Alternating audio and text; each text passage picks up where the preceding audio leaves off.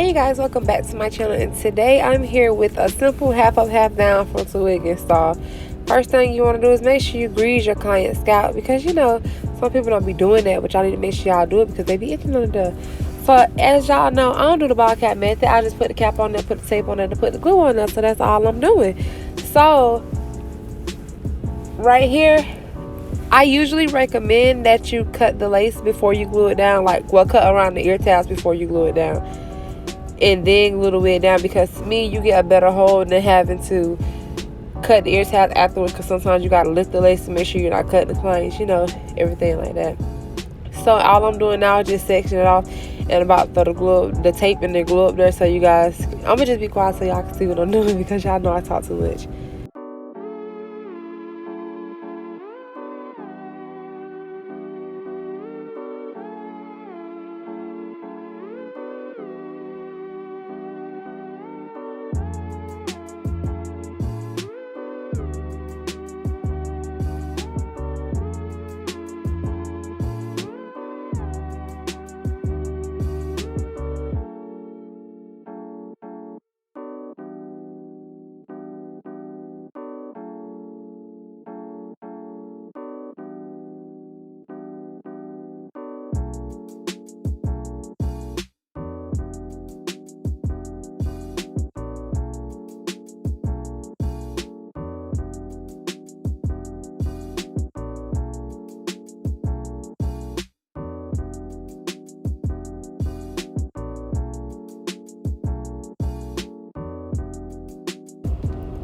So I usually use 3 to 4 layers of glue, because one, you want it to stick, and then two, you don't want it to be too much glue to where it seeps through the lace. And I done had that happen before, especially if you don't smooth it out into thin layers. Like it happened with like some HD lace before and some Swiss lace.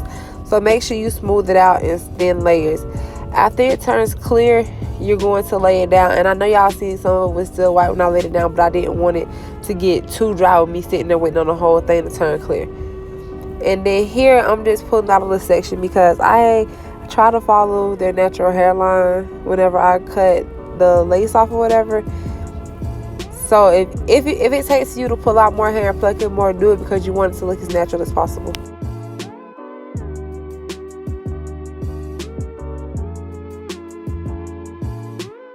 So another thing I do want to address is when it comes down to doing lace, do what makes you comfortable. If you feel more comfortable cutting it off with a pair of scissors, do it. If you feel more comfortable cutting it off with a razor, do it. It's whatever makes you comfortable. I usually use both. It really doesn't matter to me, but you just want to make sure you don't go in a straight line, because you can still go in a straight line with a razor. You just have to make sure it looks jagged so you don't see the line of demarcation from the wig or the lace on the wig and then the actual skin.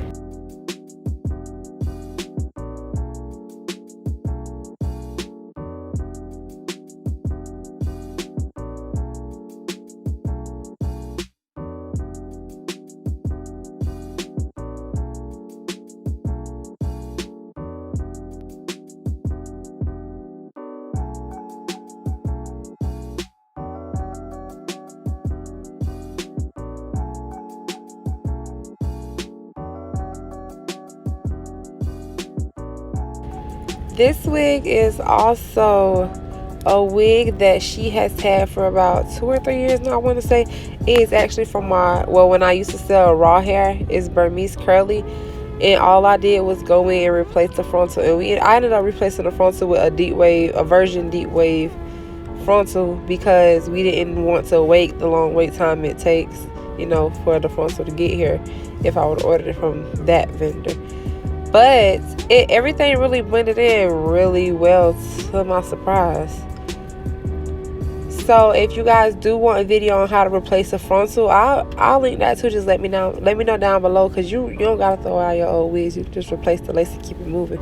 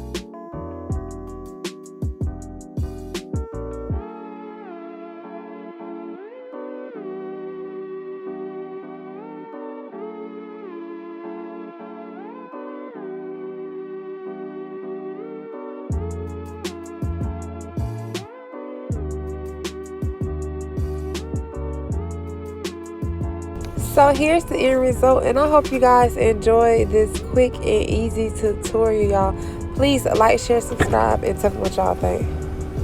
All right, babe.